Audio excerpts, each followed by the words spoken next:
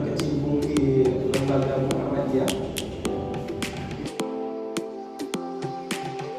Sekecil apapun penerimaan dana ini wajib ditanggung. Ya, apa itu? Nah, yang sudah dilenggarakan adalah namanya World Rohani dengan Afiyat Program. UMSU.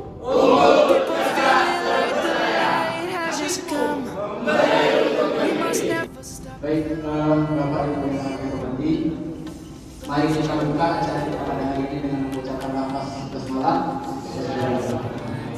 Acara selanjutnya itu bacaan dan suci Al-Quran oleh saudara Kurniawan Abdul pada saudara bersama. A'udzu billahi minas syaitonir rajim. Bismillahirrahmanirrahim. Kaf ya ain sad. Maksud kita ke acara selanjutnya yaitu kata sambutan dari Bapak Ponda Sahrul Amsari selaku Ketua Konsul dari Program Pengabdian pada Masyarakat pada Bang Sahrul. Silakan. Assalamualaikum warahmatullahi wabarakatuh. Alhamdulillah rabbil alamin. Nahmaduhu wa nasta'inuhu wa nastaghfiruh. Sebelumnya saya akan sedikit menjelaskan bahwasanya program PKM ini adalah agenda rutin yang diadakan oleh Universitas Muhammadiyah Sumatera Utara. Nah, kami salah satu tim yang alhamdulillah didanai untuk mengadakan pengabdian di Lajismu Kabupaten Langkat. Kami hadir di sini tidak mengajari, tapi lebih kepada memberikan informasi apa yang telah kami dapatkan. Karena juga saya punya tanggung jawab moral untuk Lajismu di Sumatera Utara, karena saya pernah magang di Lajismu PP Muhammadiyah lebih kurang itu hampir 4 tahun. Jadi saya punya tanggung jawab bagaimana untuk memberikan pengetahuan apa yang di Lajismu pusat lakukan, kemudian bisa diterapkan baik itu di tingkat daerah, cabang, bahkan di nanti. Nah ini penting karena filantropi hari ini menjadi salah satu motor penggerak dari gerakan Muhammadiyah sendiri. Hampir 400 triliun potensi zakat, infak dan sedekah. Dan yang baru terkumpul dari banyaknya lembaga zakat yang sudah terkumpul baru 10 sampai dengan 15%. Nah, kenapa bisa terjadi?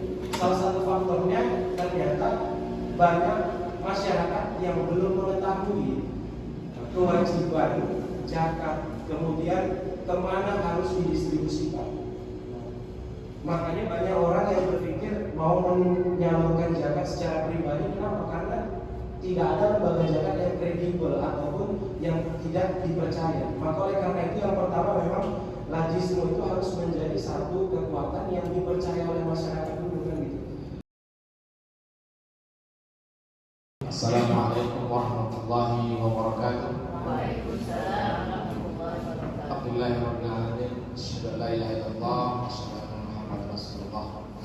Bersyukur kehadirat Allah Subhanahu wa taala, salawat kepada junjungan kita Nabi Muhammad sallallahu alaihi wasallam, magang di Lajismu pusat 4 tahun tadi. Maka hari ini nanti kita mohonkan kepada kawan pengurus dan adik-adik IPM juga saya undang di sini itu supaya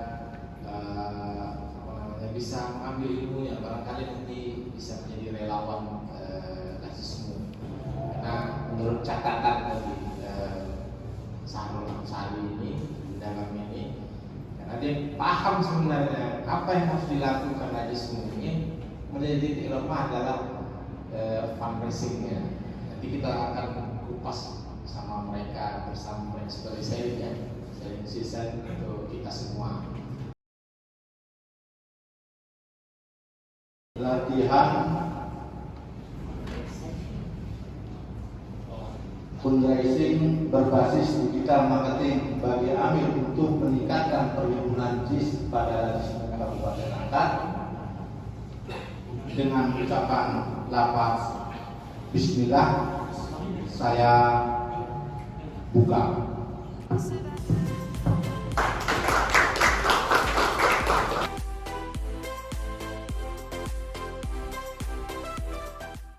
saya memperkenalkan diri, saya Samuel Ansari, asli kader Perserikatan Muhammadiyah, dulu pernah di pengurus pimpinan daerah Ikatan Pelajar Muhammadiyah Kabupaten Langkat, waktu ketuanya Faisal. Itu adalah singkatan Lembaga Amil Zakat Infak Sedekah Muhammadiyah. Nah, jadi bukan lembaga amal, ini perlu kita pahami, tapi lembaga amil. Amil itu siapa? Kita sebagai pengelola disebut amil.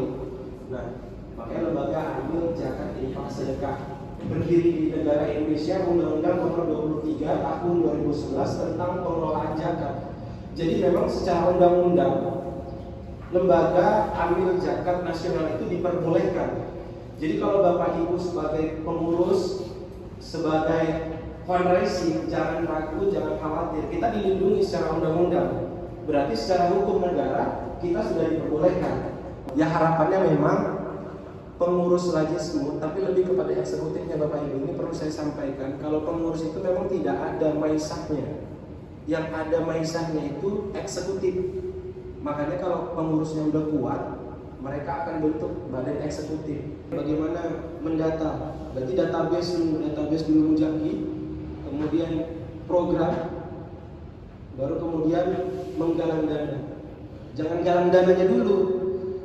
Makanya bingung jalannya, kenapa orang nggak mau ngasih ya? Karena galang dananya dulu, misalnya programnya apa, nggak tahu gitu. Biasanya Mujaki nih, pengalaman saya, Mujaki itu bertanya itu pertama programnya, langkah awal proses fundraising. Nah, mulai dari program, produk kita apa? Nggak punya. Lajismu kan banyak di Indonesia, itu bisa kita klaim. Tentukan targetnya udah ada belum Pak Bu? Lajismu lengkap. Targetnya mau seperti berapa? Makanya harus ada target. Umpamanya 1 tahun ini targetnya 1 miliar, 100 juta. Terima kasih. Lebih kurang mohon maaf. Assalamualaikum warahmatullahi wabarakatuh.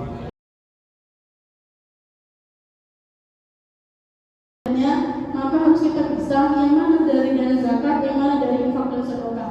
Satu lagi Bapak dan Ibu, ada dana 6 halal. Ini juga harus kita pisah. Tidak boleh diambil untuk kepengurusan di amil. Kenapa? Karena kalau dana halal ini bukan dari sumber yang kita kelola. Jumlahnya berapa, kemudian ada perubahan nilai nggak dari setelah digunakan, ini juga harus tertuang di dalam laporan keuangan.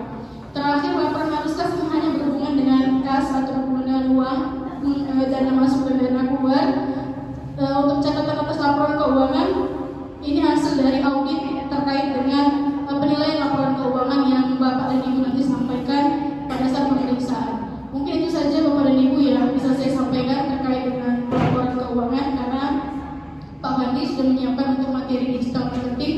Untuk teknis mencatatnya, apakah kita pakai sistem jurnal atau seperti apa?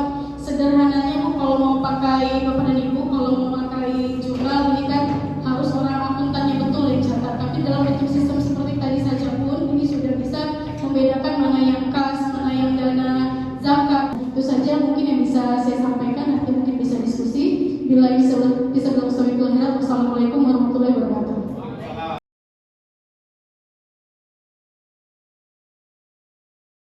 Baik, di sesi yang terakhir kali ini, di sesi sisa ini ya,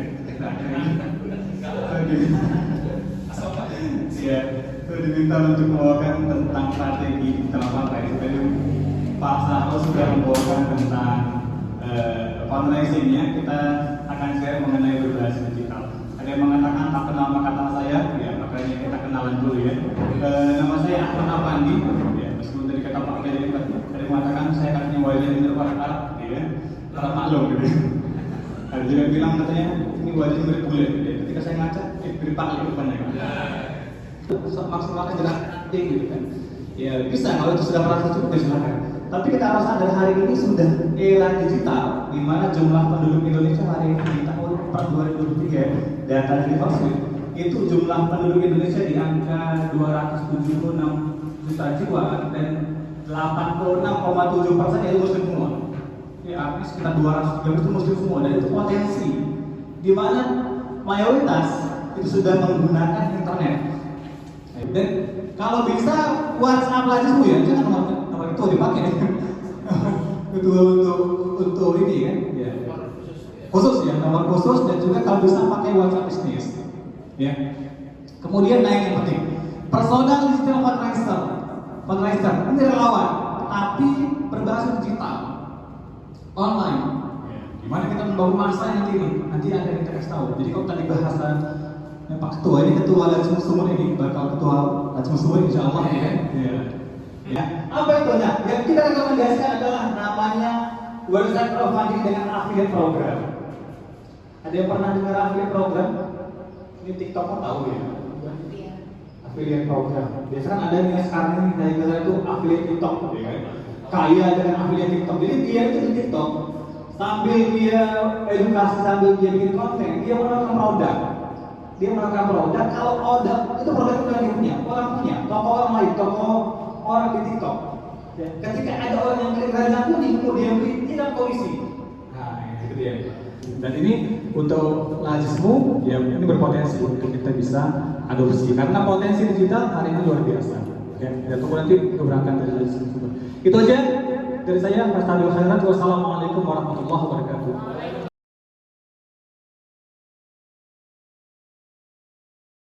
Saya mau nanya, program yang sebenarnya yang harus kita itu kan ada pilar di Lajismu Pusat.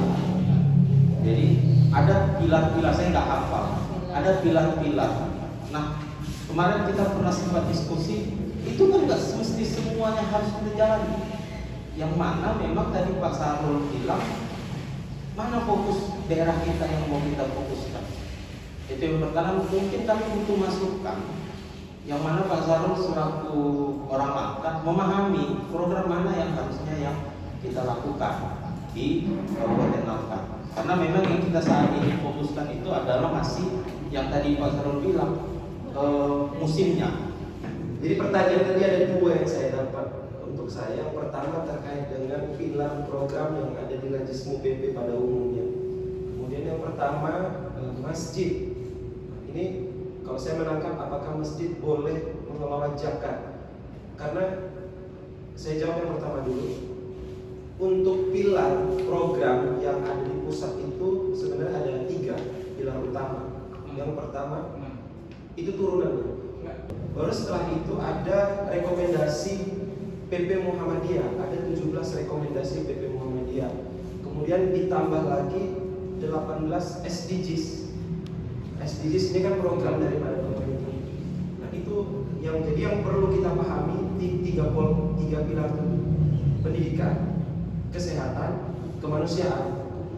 Dengan tadi itu relawan digital tadi itu ya kita kasih surat ketika mereka membagikan sebuah program-program gitu ya.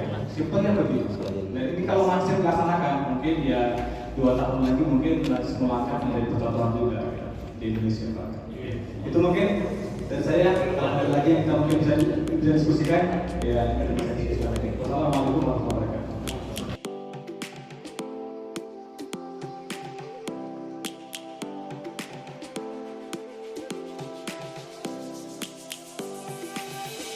Lions roaring in the morning sun, searching for a longer day.